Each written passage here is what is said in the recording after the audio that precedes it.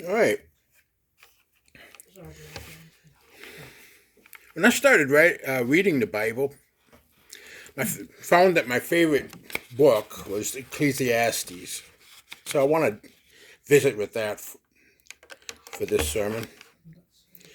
And no one knows who exactly wrote Ecclesiastes. Tradition says it was King Solomon, but son of David could mean any one of David's royal line.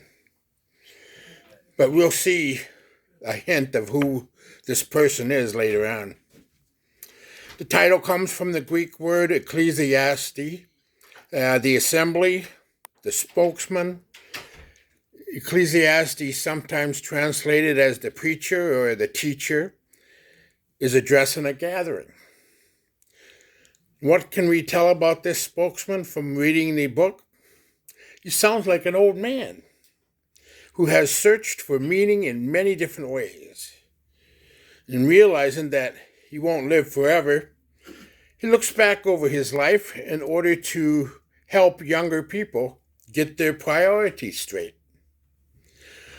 Like the author of the book Job, the spokesman observes that a good life does not necessarily bring a person who has what he most desires. Like the authors of the book of Proverbs, he repeatedly advises his listeners to fear, that is, to respect and obey Yahweh. But in the end, he says nothing will matter. Absolutely pointless. The spokesman says over and over again, everything is pointless. Pleasure, accomplishments, riches, hard work, honor, even the pursuit of wisdom. People spend their lives on these things and always deferring enjoyment until they have achieved their goals. And then they die. And the sun keeps on rising and setting, and the next generation forgets all about them. And yet the book of Ecclesiastes is not just about death and futility. It's also about happiness. Instead of trying to catch the wind by pursuing pointless goals, the spokesman recommends contentment with what we already have. There's nothing better for people to do than to eat, drink, and find satisfaction in their work. He says in Ecclesiastes 2 verse 24, there is nothing better for a man than that he should eat and drink, that he should make his soul enjoy good in his labor. This also I saw, that it was from the hand of Elohim. Our possessions are gifts from Yahweh, and Yahweh also gives us the power to enjoy them.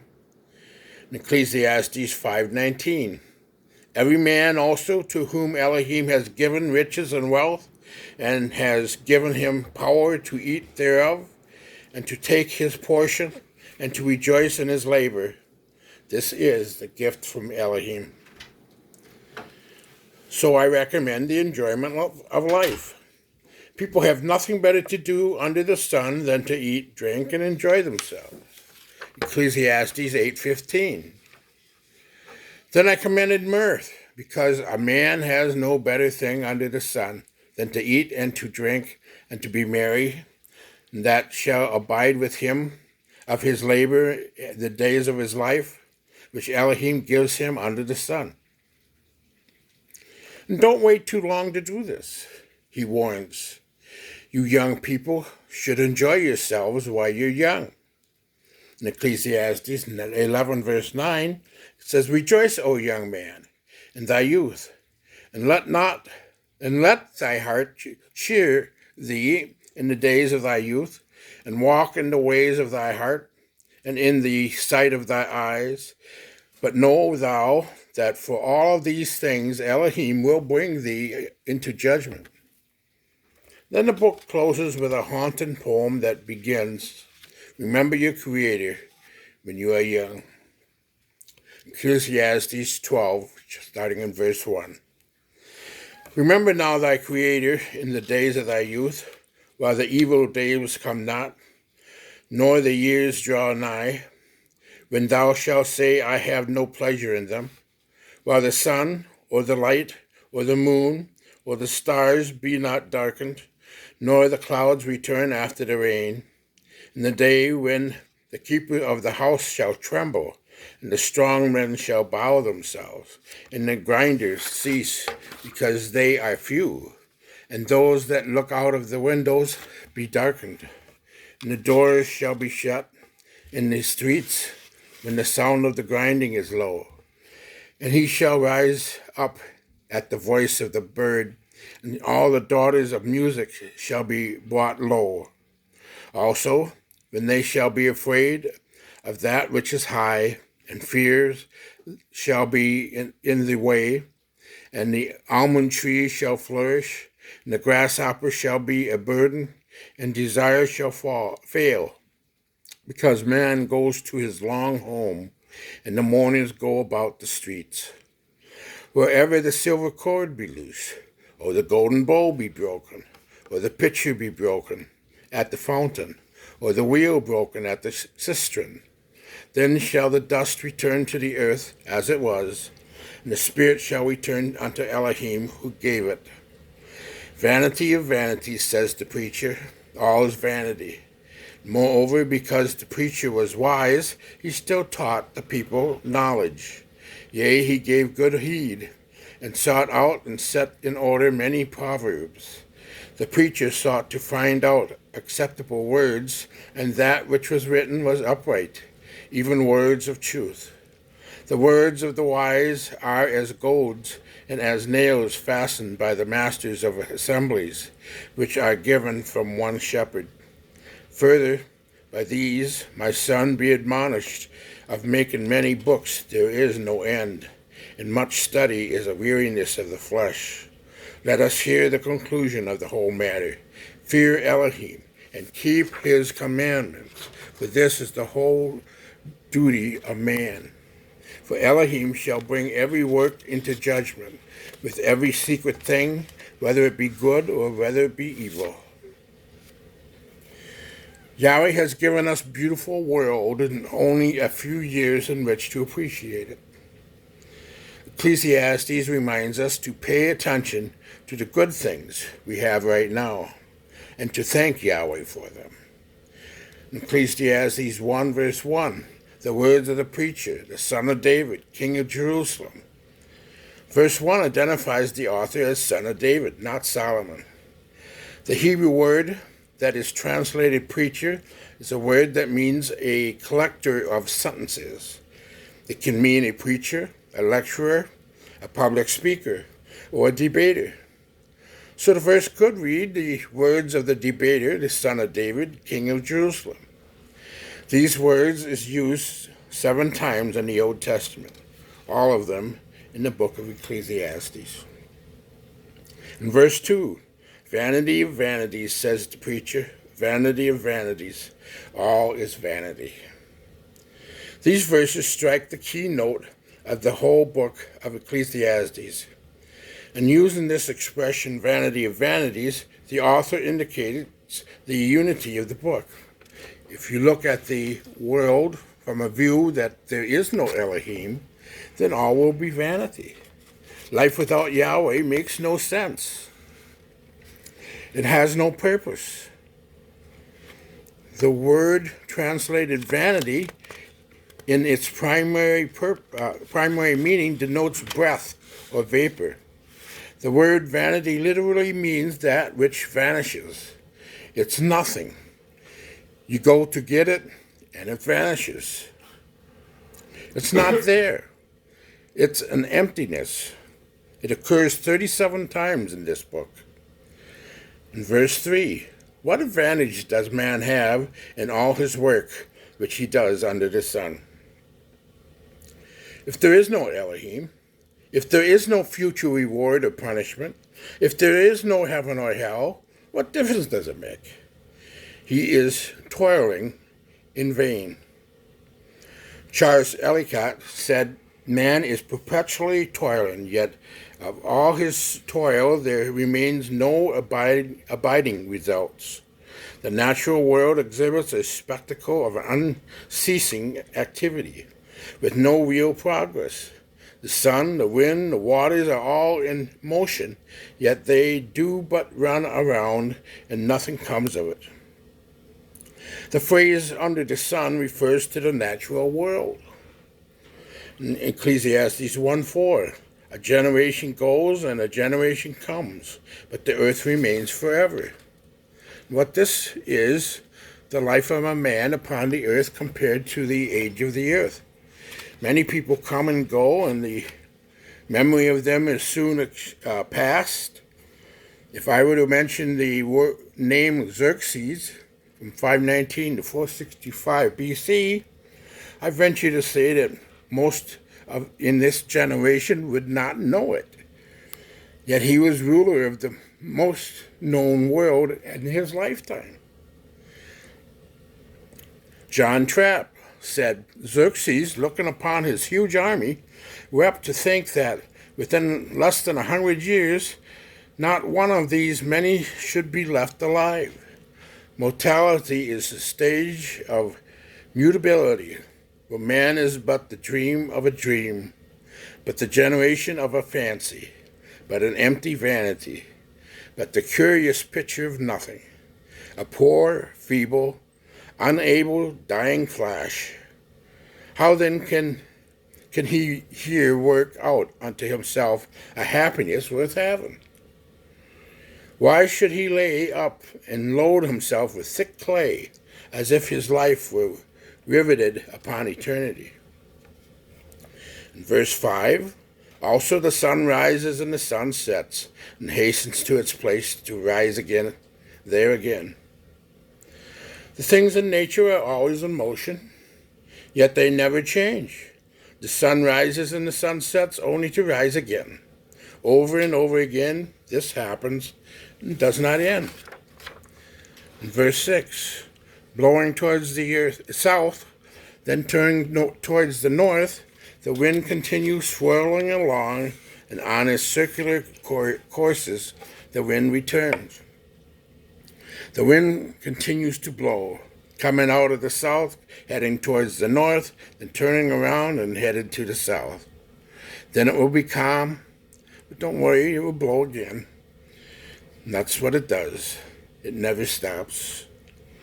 Ecclesiastes 1:7. All the rivers flow to the sea, yet the sea is not full. To the place where the rivers flow, there they flow again. All the rivers will float into the oceans, yet the ocean doesn't overflow. It is never full. But the rivers never stop flowing, and they do it day in and day out. It does not cease. In verse 8, all things are wearisome. Man is not able to tell it.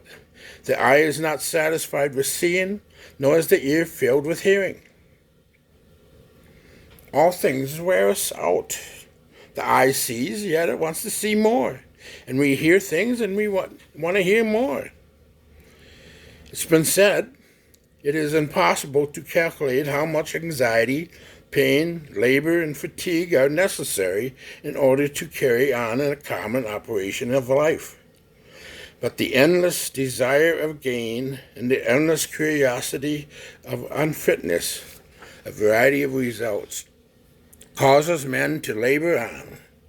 The eye sees much, but wishes to see more.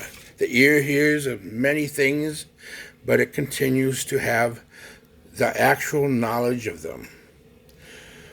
So desire and curiosity carry men under the divine providence through all the labors and pains of life. Ecclesiastes 1 verse 9. That which has been is that which will be, and that which has been is that which will be done. So there is nothing new under the sun. Now technology changes, but has the desires of men. That which has always be, there is nothing new under the sun. Matthew Henry said, men's hearts and their corruptions are the same now as in former times. Their desires and pursuits and complaints still the same. This should make us from expecting happiness in the creature and quicken us to seek eternal blessings. How many things and persons in Solomon's day were thought very great, and yet there is no remembrance of them? Ecclesiastes 1:10. Is there anything of which one might say, see this, it is new? Already it has existed for ages, which were before us. Fashions change, technology changes. We think we are modern. So did those in ages past. But has the heart of man changed down through the ages? I sit typing on a computer. Those of ages ago sat with quill and ink. But yet, we both have the same goal in mind. Down through the ages is to communicate. Technology in farming has changed, yet it remains the same. The seed must be planted in the soil, whether you use a stick or in the ground or you use a 20-wheel planter. The seed must still be planted. Ecclesiastes 1:11. There is no remembrance of earlier things, and also of the later things which will occur. There will be for them no remembrance among those who will come later still. History is often forgotten. Great civilizations have come and gone, yet now the greatness is a fleeting memory. Verse 12. I, the preacher, have been king over Israel and Jerusalem. Joseph Benson said, having asserted the vanity of all things in the general, he now comes to prove his assertion in those particulars where men commonly seek, and with the greatest probability expect to find true happiness. He begins with secular wisdom, and to show how competent a judge he was of this matter, he lays down this character, that he was the preacher, which implies eminent knowledge, and a king, who therefore had all the imaginable opportunities and advantages for the attainment of happiness, and particularly for the getting of wisdom. By consulting all sorts of books and men, trying all manner of experiments, no ordinary king, but the king over Israel, Yahweh's own people, a wise and happy people, whose king he was by Yahweh's special appointment, and furnished by Yahweh with singular wisdom for that great trust, and whose abode was in Jerusalem, where the house of Yahweh was. And the most wise and learned of the priests attended upon it, the seat of justice, and colleges or assembly of the wisest men of their nation. All these concurring in him, which rarely do in any other man, make the argument drawn from his experience more convincing. Ecclesiastes 1:13. And I set my mind to seek and explore by wisdom concerning all that has been done under heaven. It is a grievous task which Elohim has given to the sons of men to be afflicted with. His ambition was to find if worldly ways could provide any answers to life. He found it to be a grievous task, for only a life centered on Yahweh will give any useful answers. Outside of Yahweh, it is all vanity. Verse 14. I have seen all the works which have been done under the sun, and behold, all is vanity and striving after wind. He said, I have seen all that goes on in this world, how men strive to be satisfied without Elohim being the center of their lives. And I've found it is like trying to catch the wind. They can pretend to be happy, but it's all vanity. Ecclesiastes 1:15. What is crooked cannot be straightened, and what is lacking cannot be counted. Apart from Yahweh, that which is crooked cannot be straightened, that which is shattered cannot be put back together, and that which is torn cannot be mended, that which is lacking cannot be made full. Only Yahweh has the power to fix things completely. In Ephesians 1:16, and I said to myself, behold, I have magnified and increased wisdom more than all who were over Jerusalem before me, and my mind has observed the wealth of wisdom and knowledge. Not only was Solomon granted great wisdom from Yahweh, but he had personal experience and opportunity to study from a vast amount of resources. His statement about having more wisdom than any king before him is not boasting, but it's a fact. Ecclesiastes 1:17. And I set my mind to know wisdom, and to know madness and folly. I realized that this also is striving after wind. Albert Barnes said a knowledge of folly would help him to discern wisdom and to exercise that chief function of practical wisdom to avoid folly. Just knowing wisdom, madness, or folly is no end in itself. What good is all this understanding without Yahweh? I can have a wall full of diplomas, but without Yahweh, it all makes me as an educated fool. In Ecclesiastes 1:18, because in much wisdom there is much grief, an increase in knowledge results in increase in pain. Adam Clarke said, the more we know of ourselves, the less satisfied shall we be with our own hearts. And the more we know of mankind, the less willing shall we be to trust them, and the less shall we admire them. In Proverbs 3:5, trust in Yahweh with all thy heart, and lean not unto thy own understanding.